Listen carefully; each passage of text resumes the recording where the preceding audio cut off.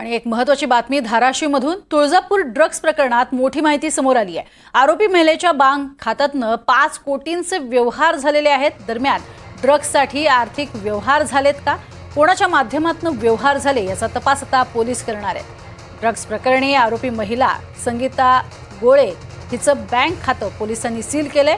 गोळेची मुंबईसह लोणावळ्यात सुद्धा मालमत्ता आहे।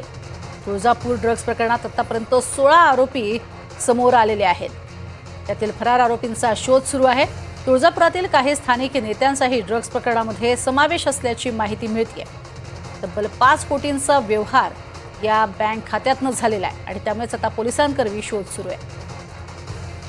अधिक माहिती घेऊया, ओंकार कुलकर्णी आमचे प्रतिनिधी आपल्या सोबत आहेत। ओंकार, काय अधिक माहिती या संपूर्ण प्रकरणासंदर्भात? प्रज्ञा, तुळजापूर येथील ड्रग्ज तस्करी प्रकरणातील मुंबई येथील तस्कर संगीता गोळे हिचं बँक खातं जे आहे ते आता पोलिसांनी गोठवलेलं आहे। तिच्या घरातून जवळपास पाव किलोच्या आसपास सोनं जे आहे ते जप्त देखील करण्यात आलेलं आहे। बँक खाते सील करण्यासोबतच तिनं ड्रग्ज मधून कमावलेलं जे काही सोनं आहे, 4 चाकी गाडी आहे, ती देखील पोलीस तपासात आता जप्त करण्यात आलेली आहे। एकंदरीत जर पाहिलं तर तिच्या खात्यावर जवळपास 5 कोटींचे व्यवहार जे झालेले आहेत ते समोर आलेलं आहे। संगीता आणि तुळजापूर येथील पिंटू मुळे हे गेल्या 3 वर्षांपासून तुळजापूर इथं तस्करीचा ड्रग्जची तस्करी करत असल्याचं समोर कुठेतरी आलेलं आहे। संगीता ही सध्या जेलमध्ये असून पिंटू मुळे व मुंबईतील संतोष खोत हे 13 मार्च पर्यंत पोलीस कोठडीत असणार आहेत।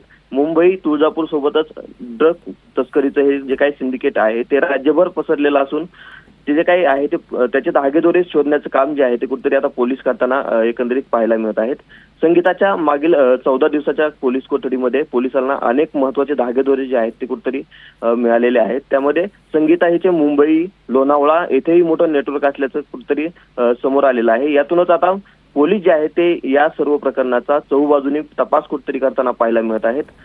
संगीतासोबतच तिचा पती वैभव आणि दीर अभिनव हे देखील या संपूर्ण कुटुंब जे आहे ते या सर्व तस्करीत सहभागी असल्याचं धक्कादायक माहिती जी आहे ती देखील कुठेतरी तपासात समोर आलेली आहे। प्रज्ञा, नक्कीच ओंकार, साधारण किती काळापासून हा गोरख धंदा सुरू होता याचीही आता पाळंमुळं खणून काढली जात आहेत।